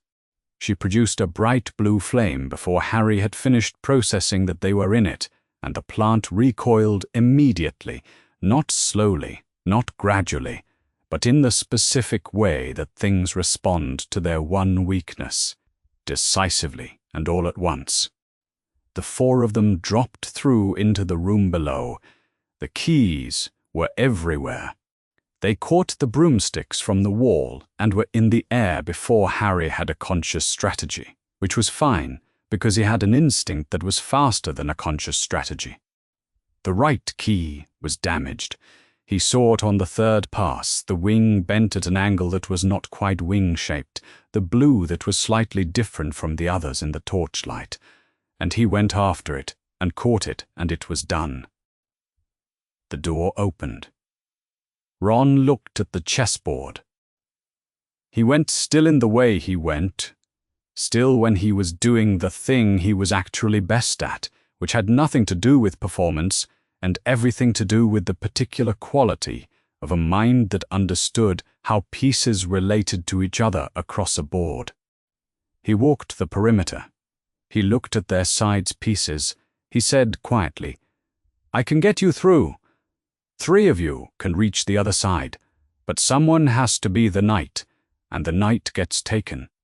"Harry," said Ron. "There's no other line that works," Ron said, without turning around. He had already decided. The argument was behind him. "Hermione, when it's done, go back and send an owl to Dumbledore. Someone has to do that, and it can't be them." He nodded toward Harry and Neville. "Go." The game moved fast. Ron directed it with the calm of someone operating inside a logic he trusted completely, and Harry moved where he was told and did not second-guess it, and when Ron's moment came, and the White Queen struck him, Ron went down hard and did not get up. Hermione made a sound beside Harry that she immediately stopped making, and she knelt beside Ron and looked up. "He's breathing," she said. "He's unconscious, but he's breathing." She looked at Harry. He looked at her. "Go," she said. "Both of you. I'll send for help." She was already checking Ron's pulse, and it was already clear that she had decided this, that the logic of it was complete in her head. Someone needed to go forward. Someone needed to go back, and she was the one who could send the owl, and she was the one who would stay. "Harry, go." The door to the next chamber was smooth stone.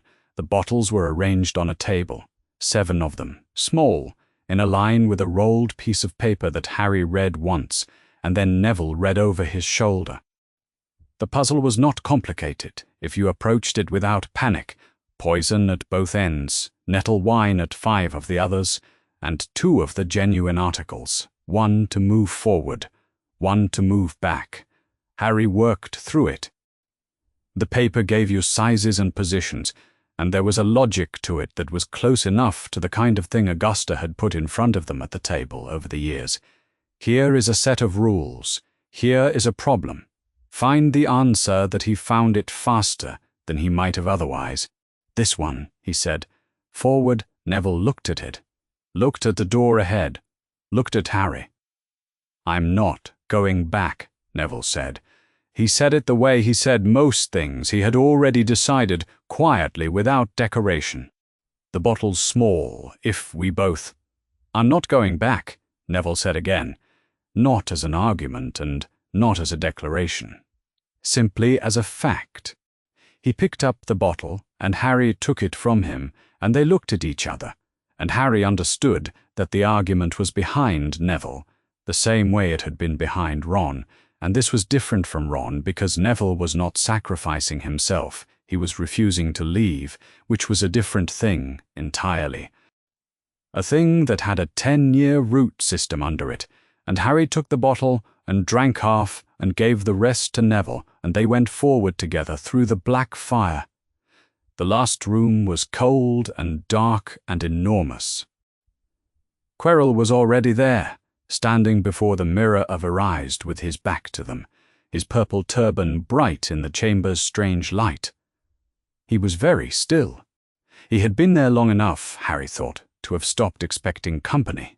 He heard them come in. He turned. When he saw 2 of them, something shifted, some calculation rerunning behind his eyes, arriving at a different conclusion. He looked at Harry, he looked at Neville, he looked at Harry again. Whatever Voldemort had told him to expect, it had been specific, and one of the things in front of him was the specified thing, and the other was not mentioned. "Come here, boy," he said to Harry. His voice had changed since the autumn. It was not the stutter anymore. Not exactly, but something worse than a stutter. Something that came from a deeper place. "Come here and look in the mirror." Harry did not move. Behind him, Neville moved. He did not announce it. He did not look at Harry for permission or for confirmation. He simply stepped sideways and back, placing himself between Quirrell and the door, not between Quirrell and Harry, not between Quirrell and the mirror, but between Quirrell and the exit. The way you cover a door, in a room where the door matters. He had chosen the door. Quirrell looked at him, then he looked at Harry again. Harry began to walk toward the mirror. The mirror was taller than Harry had expected, and the chamber was colder than the rooms above, and Quirrell was watching him with eyes that were not entirely Quirrell's. "Come, boy." The voice that came from Quirrell's mouth had the stutter still, but something underneath the stutter had changed. A pressure, a hissing quality that arrived between the words and sometimes within them, as though a second voice were threading itself through the first like wire through cloth. "Come and look."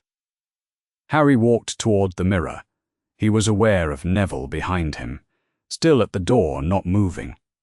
He was aware of Quirrell ahead of him and slightly left, watching, the purple turban catching the chamber's flat light. He was aware that Quirrell's wand was not raised, which was interesting, which meant Quirrell wanted something from him that a spell could not produce, something that had to be done willingly, or at least done by Harry's own hands on Harry's own terms. He walked until he stood before the mirror and looked in. He had looked in the mirror of Erist once before, in a different context, on a different errand.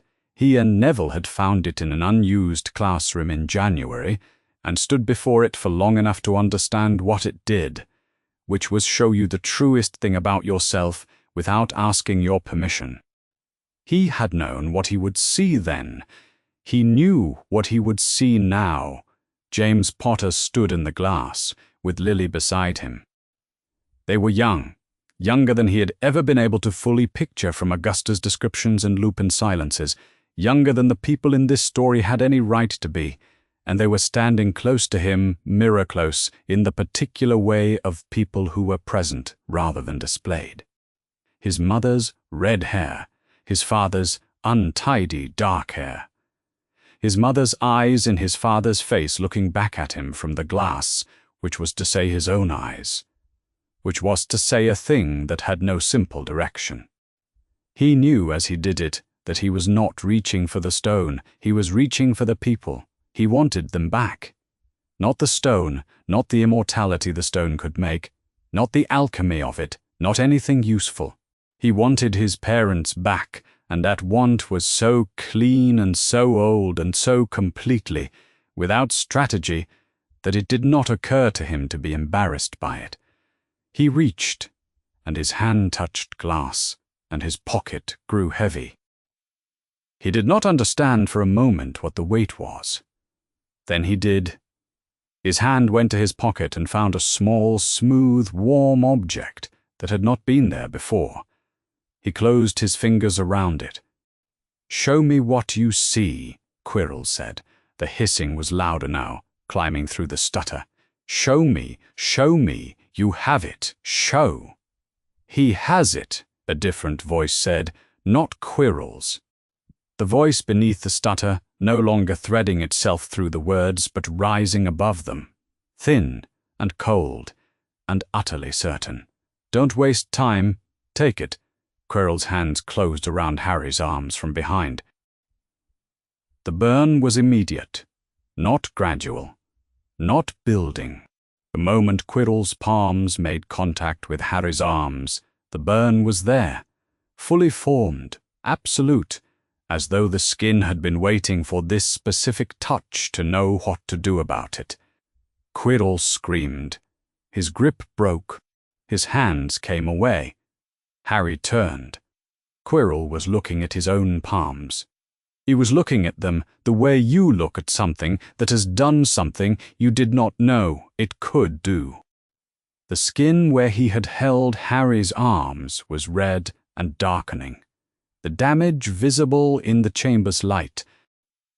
He looked up at Harry, and there was something in his face, for just a moment, between the pain and whatever Voldemort was commanding behind his eyes, that was simply afraid.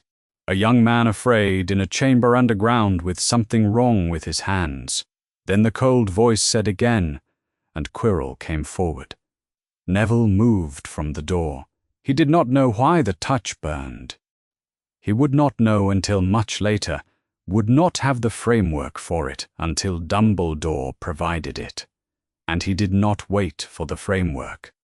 He knew only what he could see. Quirrell's hands blistering where they had held Harry, Quirrell advancing despite them, and Harry standing, not running, which was either bravery or the particular stillness of someone who had absorbed 10 years of don't flinch and couldn't stop now. He put himself between them. He did it without his wand. He was not thinking about tactic. He stepped into the space between Harry and Quirrell's next lunge, with his arms slightly out, which was the physical grammar of "I am here," which was the only sentence that needed saying. He had no plan beyond the step. He had done this before, not literally, not with his body in a cold underground chamber, but in the other way, the longer way, the one that had been accumulating since he was old enough to sit in a plastic chair on a ward that smelled of potions and watch Frank stare at a wall. He had been putting himself between grief and the next moment for as long as he could remember. He had been doing it without being asked. He had been doing it because the alternative was to look away, and looking away was the one thing he could not do. Quirrell stopped. He stopped because Neville was in the way, and because Neville was not moving, and for one moment the three of them existed in a geometry that none of them had planned. Harry behind Neville, Neville in the center, Quirrell in front, and Voldemort's voice saying, "Take him, take him, take the other one." And Quirrell, reaching toward Neville with his burned hands. Harry reached back. He did not mean to grab Quirrell's face. He meant to pull him away from Neville, to get between them the same way Neville had gotten between him and Quirrell, to do the thing Neville had done, because it was the right thing to do, and it was his turn. He reached past Neville, and both his hands connected with Quirrell's face. The burn was not like the first time. The first time had been immediate. This was something different, something that did not stop, that did not wait for distance to resolve it, that moved through Quirrell from the points of contact, inward with the efficiency of something that had been waiting for this to be authorized. Quirrell's scream was very loud in the enclosed chamber. His hands came up to cover Harry's hands, and then he could not do that because his hands burned too. He tried to pull away and could not. He tried to speak, and the cold voice tried to speak through him, and the cold voice could not either. Harry held on. He did not know why he was holding on. He did not know that this was the end. He knew only that letting go felt wrong in a way that was not physical. Quirrell crumbled. It was not violent, exactly, and it was not slow. It was more like a candle guttering, a sudden collapse inward, a ceasing, and then the robes on the stone floor, and the dust that had been Quirrell settling, and the stone still warm in Harry's pocket, and a cold wind through the chamber that came from no direction and every direction. The scar opened. That was the only word for it. Not pain, or pain, yes, but pain as a category could not contain what the scar did in that moment when Voldemort's wraith passed through him on the way to somewhere else. The inside of it was everywhere at once. Harry heard himself make a sound, and then he stopped hearing things, and the stone floor of the chamber came up to meet him, and then there was nothing. Neville caught him before he hit the floor. He did not manage the catch entirely. Harry was full height and dead weight, and Neville had not had warning, but he slowed it, got his arms under Harry's shoulders, and went down with him to one knee and then to the floor. And they were both on the stone, and Harry was not conscious, and Quirrell's robes were 6 feet away in a pile that was no longer a person. Neville sat on the stone floor. He checked Harry's breathing first. He put 2 fingers on Harry's neck and counted, and found a pulse that was fast, but there, and counted it twice. Because the first time he had not been entirely sure he was counting correctly, and the second time he was certain. Harry's chest rose, his chest fell. The rhythm was his own, the ordinary body continuing. Neville sat beside him. He could go for help. He could go back through the potion puzzle, and the chess room, and the key room, and the plant, and up through the trapdoor, and find a teacher, and bring someone back here. He understood that this was probably the correct practical action, and he did not do it. Not yet. He sat on the cold stone floor, and he put his hand on Harry's arm. Not where Quirrell had held him, elsewhere, away from that. He had learned this in the Janus Thicky ward. He had learned it, watching Augusta do it year after year, sitting with Frank and Alice and talking to them about things that didn't require a response, staying in the room with them even when the room asked nothing back. He had learned it himself, had sat in those chairs on those visits and talked to his father about his marks and his books and the weather, and Frank had looked at the wall, and Neville had stayed anyway. You stayed with the person even when they could not see you staying. Especially then. The chamber was very quiet. The mirror stood at the far end, empty now. No Harry in it.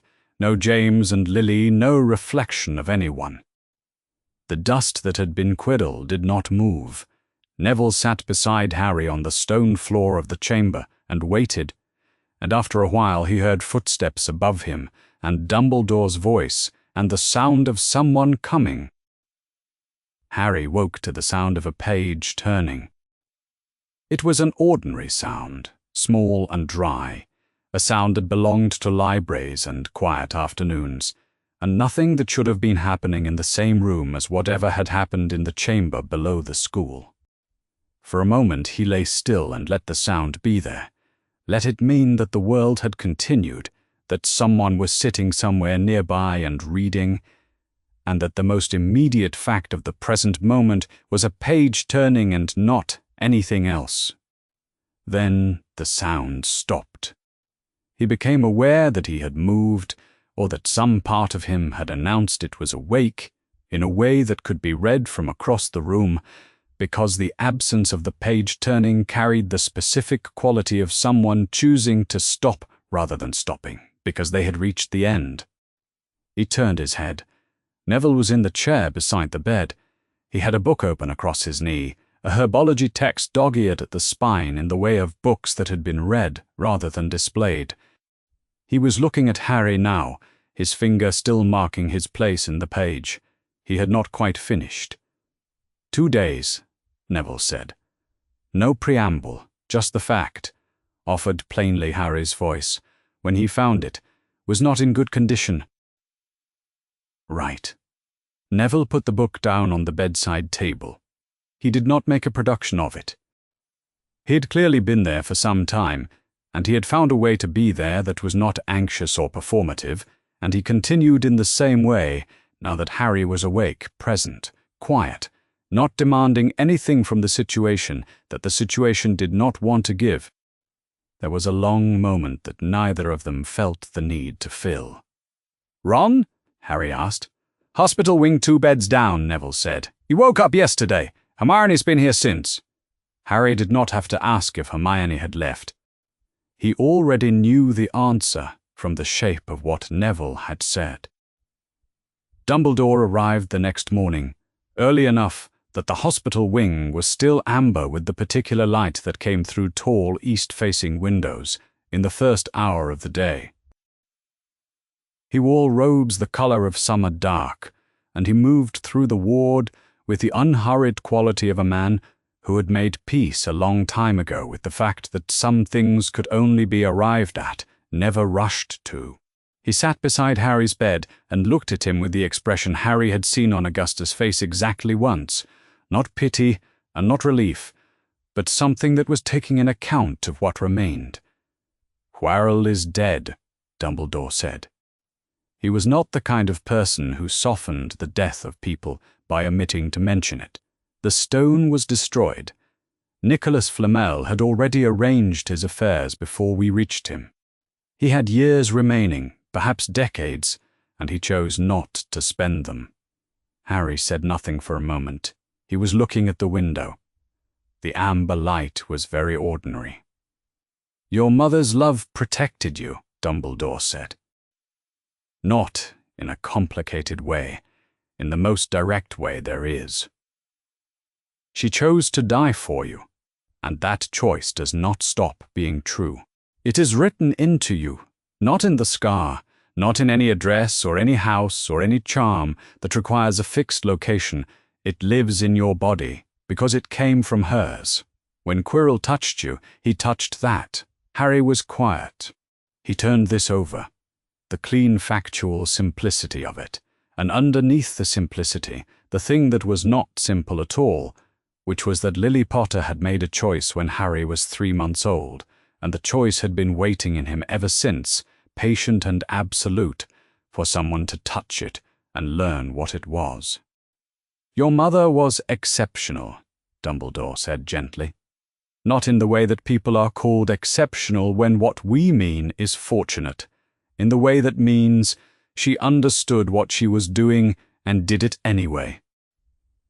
He rose then and placed his hand briefly on the rail at the foot of the bed, and left the ward with the same unhurried quality with which he had arrived. He walked the corridor slowly.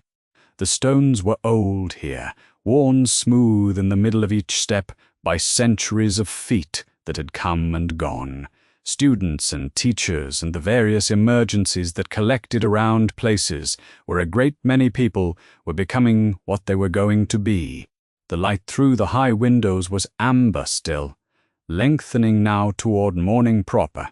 He had conceded, in 1981, to a woman in the worst week of her life. He had said to her plainly, "What I place on the Longbottom home will not be the same." He had meant it. He had known it. Augusta Longbottom had accepted the cost with her eyes open, and he had respected her for it, even as he had mourned what she did not know she was giving up. He was not certain, walking the corridor now, what he was feeling. Not vindicated, that was not the right word, would never be the right word. Lily's love had held, because Lily's love was not contingent on Petunia. He had always known this. The bond of blood would have added something, a safe haven, a home anchor, a place of retreat, and its absence made Harry more exposed in the long years ahead, when Voldemort reassembled himself from whatever he had scattered into and came back. There was no question that he would come back. The wraith had passed through the chamber 2 nights ago like a cold wind, and it was somewhere now, unhoused, patient in its fashion, not finished. The prophecy was not finished. Neither must die at the hand of the other, neither could live while the other survived. This resolution was not a resolution, only a deferral, a breathing space dressed up as an ending. Dumbledore had known that before the boys went down the corridor. He had known it when the trap door opened and no adult could follow. He had allowed it to proceed because he had trusted what 10 years at the Longbottom home had built. He was not certain whether that was wisdom or rationalization. He had not always been able to tell the difference. He turned at the end of the corridor and walked back toward the hospital wing, and he did not feel the weight of the 1981 office exactly, but he felt the outline of it, the way you feel the shape of an old injury when the weather changes. It was always going to be there. The only question was what grew around it. Augusta arrived on the last day of term, when the students were packing their trunks and the castle had the particular loosened quality it acquired in the hours before an emptying. She came through the main entrance in her vulture hat and red handbag, which swung at her side with the purposeful quality of something that had places to be, and she went immediately to find McGonagall rather than waiting to be found. McGonagall gave her the account that was hers, to give what the students had done, which chambers they had passed through, where each of them had been stopped. She told it precisely without editorializing, in the way that 2 women of a certain kind manage when they have both spent their lives in institutions where the protocol of not editorializing stands in for quite a lot of other things. When she reached what Neville had done, moved from the door, placed himself between the professor and Harry without a wand, without a plan, on the authority of nothing but his own decision. Augusta was quiet for long enough that the quiet became a specific kind of attention. McGonagall had seen Augusta Longbottom's face do a great many things over the years. She had seen it be formidable. She had seen it be unyielding. She had seen it, once, in a hospital corridor in 1981, be the face of a woman who had run out of the kind of strength that makes noise and was operating on the kind that doesn't.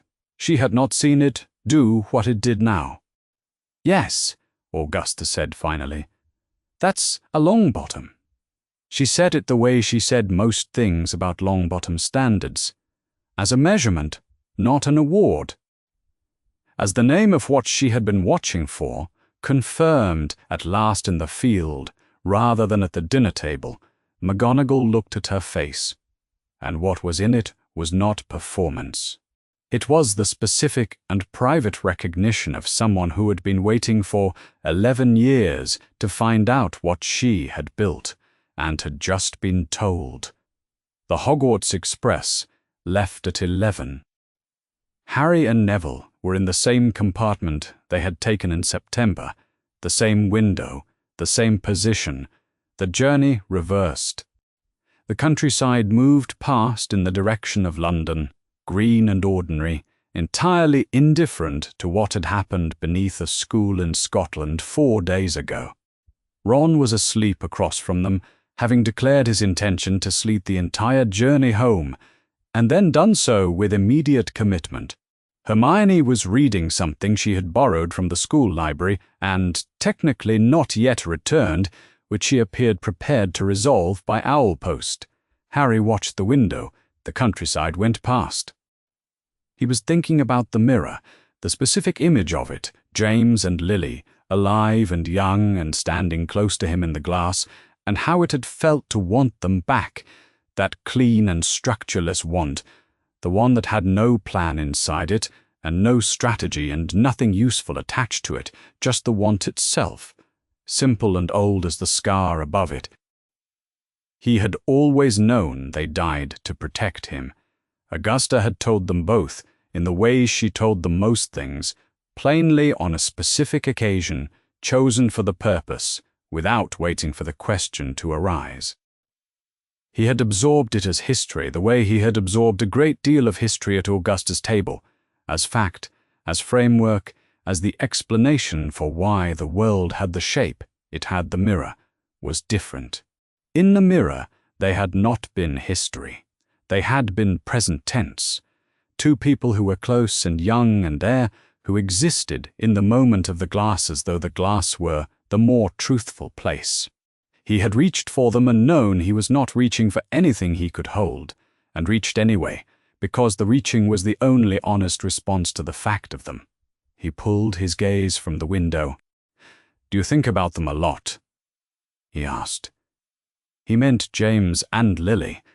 He did not say so. He wasn't sure he needed to. Neville turned from the window. He considered the question for a moment in the way he considered most things, not performing consideration, just doing it. "Yes," he said, "I think about them when I'm doing something they would have been good at." He said it simply, and what he meant by them was Frank and Alice. And Harry understood this immediately and did not correct it, because it was the right answer to the question, even if it wasn't the answer Harry had been reaching toward. Neville thought about his parents when he was doing something they would have been good at. He had been standing between Harry and something that wanted to reach Harry, and he had not moved, and Frank Longbottom had been the finest aura of his generation. The train moved through the afternoon. The city appeared on the horizon in the slow and gradual way cities do when you're arriving, rather than leaving, first the outskirts, then the suburbs, then the particular density. That means London, that means King's Cross, that means the end of the journey. Augusta would be waiting on the platform. Not at the barrier. She would be waiting at a precise and considered distance from the barrier.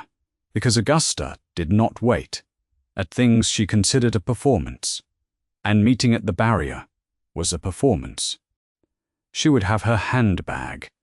She would look at them both and ask if they had everything, and Harry would say yes, and she would say, "Go and check," and he would go and check, because in 10 years he had never once been forgiven for assuming he had everything without checking.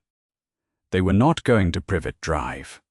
They were going to a house in which two boys had grown up, hearing the same history at the same table, and sleeping in the same room, and arguing about things that didn't matter, and not arguing about things that did. Because the things that did had a weight you learned early not to throw around carelessly. They were going to a house where Frank's wand was in a drawer, and where their names had been part of the daily life, long enough that the daily life had taken the shape of them. It was not what either of them had lost. It was not the first thing, the original thing, the thing that should have been. It was what they had built instead. The train pulled in. The platform was full of noise and parents and owls and the ordinary chaos of the year's end. Harry and Neville stood up and collected their things, and Ron woke with the reliable instinct of someone trained by 6 older siblings to never miss an arrival, and Hermione closed her library book carefully and put it in her bag. They went out onto the platform together, and the year was over, and Voldemort was somewhere in the world unhoused and patient, and the prophecy had not resolved itself, and none of that was today. Today was the platform. Today was Augusta in her hat, at a precise and considered distance from the barrier. Red handbags